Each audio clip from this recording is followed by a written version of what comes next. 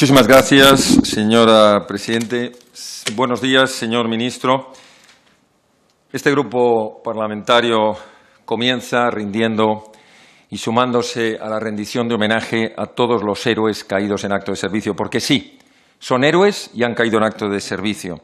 Esta Policía Nacional, esta Guardia Civil, estos funcionarios de prisiones, esta seguridad privada, estos policías municipales, policías autonómicas que en estos momentos dependen directamente también de su ministerio.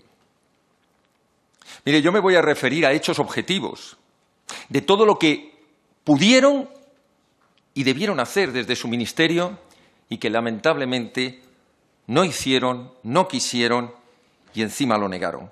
Me voy a referir, señor ministro, en una primera parte a una cronología de hechos de una tragedia, o lo que podríamos denominar la ocultación de una grave amenaza. En una segunda parte, lo que ha sido la declaración del estado de alarma, o lo que podríamos denominar el estado de alarma que llegó mal y tarde. Y en una tercera parte me voy a referir a lo que denominamos cambiar mascarillas por mordazas, la operación de censura a la oposición.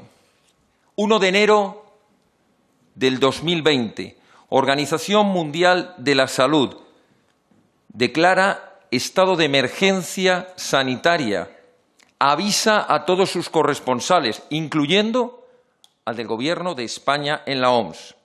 Repito, 1 de enero.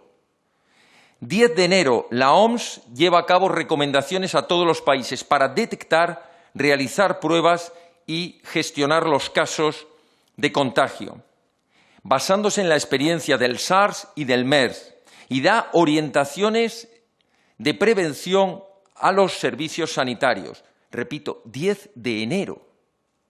24 de enero, el señor Nieto, jefe de Prevención de Riesgos Laborales de la Policía Nacional, emite recomendaciones en función de las recomendaciones de la OMS para que los agentes tomen todo tipo de medidas de precaución, tengan guantes, tengan mascarillas, mantengan distancias, pantallas. 30 de enero, seguimos en enero, señor ministro, el director de la OMS, a través del Comité de Emergencias, declara emergencia de salud pública internacional. 31 de enero, declaraciones de Fernando Simón, coordinador de emergencias sanitarias. No por repetidas en otros foros conviene olvidarlas. España no va a tener, como mucho más allá de algún caso diagnosticado, añadiendo que la epidemia comienza a remitir. Señor ministro, hasta ahora todavía los españoles no sabíamos nada, lo sabían ustedes. 13 de febrero, primera muerte de coronavirus en España. 28 de febrero, la Unión Europea informa a los gobiernos, página 2. El Centro Europeo para el Control y Prevención de Enfermedades llama a los gobiernos de Europa a considerar la cancelación de las concentraciones masivas en casos excepcionales. Les repito, estamos el 28 de febrero. La Unión Europea ya recomendaba evitar concentraciones masivas. No nos informaron. Dijo literalmente, el incremento significativo de los casos en las próximas semanas puede conllevar efectos graves para la salud pública y los sistemas sanitarios, además de repercutir en la economía y la vida social. No supimos nada, señor ministro. Ustedes sí lo sabían. Pedro Sánchez, sobre medidas económicas que había que restringir, tomó medidas económicas a escondidas, como se ha sabido después, que restringían la comercialización de mascarillas, bloqueaban los repartos en las farmacias y, además, animaba a ir a todo tipo de concentraciones masivas, sin ningún problema. 3 de marzo del 2020, la OMS aprueba el Plan Estratégico de Preparación y Respuesta de la Comunidad Internacional. Seguimos el 3 de marzo. Fíjese qué lejos está de las medidas que tomaron ustedes, o por lo menos de las que anunciaron. 6 de marzo, España tiene 257 contagiados y 3 fallecidos. El Gobierno sigue sin comparecer ante la opinión pública a informar. 8 de marzo, España, 430 contagiados y 5 fallecidos. Se producen las concentraciones masivas que no fueron advertidas, que no fueron prohibidas. El 8M, fútbol, congresos, asambleas, actos políticos, actos culturales, ustedes siguieron en el más absoluto silencio. 9 de marzo, En España ya hay 1.200 contagiados y 30 fallecidos. 11 de marzo, la OMS declara la pandemia. 14 de marzo, cesan al jefe de prevención de riesgos laborales de la Policía Nacional. No se jubilaba hasta junio y lo cesan para que no quedara rastro de lo que había anunciado en enero. En otros países, señor ministro, en estas fechas, Alemania, desde enero, ya informaba a sus laboratorios y a sus sanitarios de las medidas que había que tomar.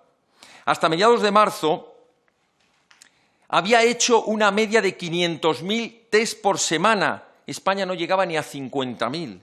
Portugal, por ejemplo, el 13 de marzo no tenía ningún fallecido y solo 50 contagiados y ya tomó fuertes medidas de restricción. Y el 18 de marzo declaró el estado de emergencia con 700 contagiados y solo 2 fallecidos. Y ya declaró el estado de emergencia. Seguimos en marzo, señor ministro. 12 de marzo, jueces, fiscales, abogados están en contra de las medidas que se anuncian por el Consejo General del Poder Judicial para evitar el riesgo de salud. Y ya por fin, el 14 de marzo, es decir, 3 meses después de que ustedes lo sabían, se aprueba el decreto 463/2020 de estado de alarma. Por 15 días. Tuvo una primera, como usted sabe, una segunda y en el día de ayer una tercera prórroga. 41 días en este momento de confinamiento. 17 de marzo, decreto de medidas económicas. Y atención, cuelan por la disposición final segunda la modificación de la ley del CNI para que Pablo Iglesias pueda entrar en la comisión delegada del CNI siendo vicepresidente del Gobierno. 18 de marzo, los jueces reclaman autoprotección y no tienen medios. 24 de marzo, los médicos acuden al juzgado porque no tienen equipos de protección. 25 de marzo, retrasos en la compra de material necesario urgente por los ministerios. 26 de marzo, 650.000 test fraudulentos. Y la ministra de Asuntos Exteriores dice esto es lo que pasa por comprar gangas. 30 de marzo, el Ministerio de Sanidad dice que los colectivos de fuerzas y cuerpos de seguridad del Estado y prisiones tienen un bajo riesgo de contagio. Que se lo digan a las familias de los contagiados y de los fallecidos. No tienen, por tanto, derecho a equipos de protección con carácter prioritario y por eso la Audiencia Nacional les rechaza la petición de medidas cautelarísimas urgentes para que se les entregue. 3 de abril. Turquía requisa 150 respiradores que están comprados y pagados. El Gobierno no hace nada. Era para haber llamado a consultas al ministro de Turquía y haber roto relaciones. Estaban poniendo en riesgo la vida de nuestros nacionales. 4 de abril. El Defensor del Pueblo les dice que tiene que haber test y equipos de protección para las prisiones. Cerca de 1.000 funcionarios estaban de baja, o por contagio o por síntomas de riesgo en confinamiento. 8 de abril. El Ministerio de Sanidad ya directamente desaparece ya los colectivos de fuerzas y cuerpos de seguridad del Estado, no son colectivos de riesgo. Que se lo digan a los agentes que están en la calle todos los días, dando la cara y poniendo en riesgo su salud. 9 de abril, se compran mascarillas defectuosas. Se conoce 10 días después de haberse estado usando con el riesgo que eso suponía. 22 de abril, nos encontramos con 21.727 fallecidos. Pero solo es la cifra oficial, porque son los fallecidos a los que se les ha hecho test en los hospitales. No están los fallecidos en las residencias de ancianos, no están los fallecidos en sus domicilios, no se les hace autopsias a los muertos para saber si fallecieron por causa del COVID. 7 guardias civiles caídos en acto de servicio, 3 policías nacionales, 1 policía local, 26 sanitarios. Descansen en paz todos ellos como héroes de España. Y voy a la última parte, la de la censura. Mire, en 1977 se aprobó la Ley de Libertad de Expresión, antes de la Constitución, para intentar contrarrestar la Ley de Censura de Prensa de 1966. En 1978 se aprueba la Constitución y se establecen, como usted conoce bien, todo el elenco de derechos fundamentales. Pues bien, el ministro de Justicia nos dice, el día 6 de abril, el ministro de Justicia nos dice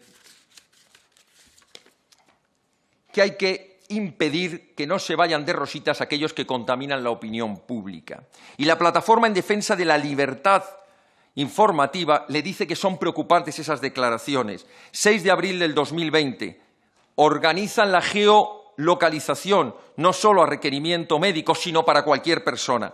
Y usted, el 11 de abril, señor ministro, voy terminando, señora presidenta, estamos al final, señor ministro de Interior, usted dice directamente que con el fin de comprobar algunos discursos que puedan ser peligrosos o delictivos, ya se le ha recordado aquí, ¿quién decide lo que es peligroso y delictivo? Y ahora termino diciéndole, no haga trampas, señor ministro, se lo dije un día desde la tribuna, no nos tome a los españoles por estúpidos. Mire, esconderse detrás del ciberdelito, del que viene persiguiendo brillantemente la Policía Nacional, la Guardia Civil, el CNI y tantos servicios de información. Por supuesto, combatir las estafas. Por supuesto, combatir los tratamientos falsos. Por supuesto, combatir los documentos falsificados, el terrorismo, todos los delitos de pederastia. No le justifica los ataques a la libertad de expresión. No le justifica la mordaza a quienes criticamos, y esto es un relato de hechos, que algún día tendrán que responder sentados en el banquillo y ante sus antiguos compañeros, un relato de hechos incuestionable. Las pruebas las hemos presentado ya en diversas querellas por delitos graves, por imprudencia grave con resultados de muerte, de lesiones y delito contra los trabajadores. Señor ministro, trágicamente, esta ha sido la cronología de lo que pudo haberse evitado en gran medida, y ustedes solo se han preocupado de protegerse a ustedes y no de proteger a nuestros agentes y no de proteger a los españoles. Muchas gracias, señora presidenta.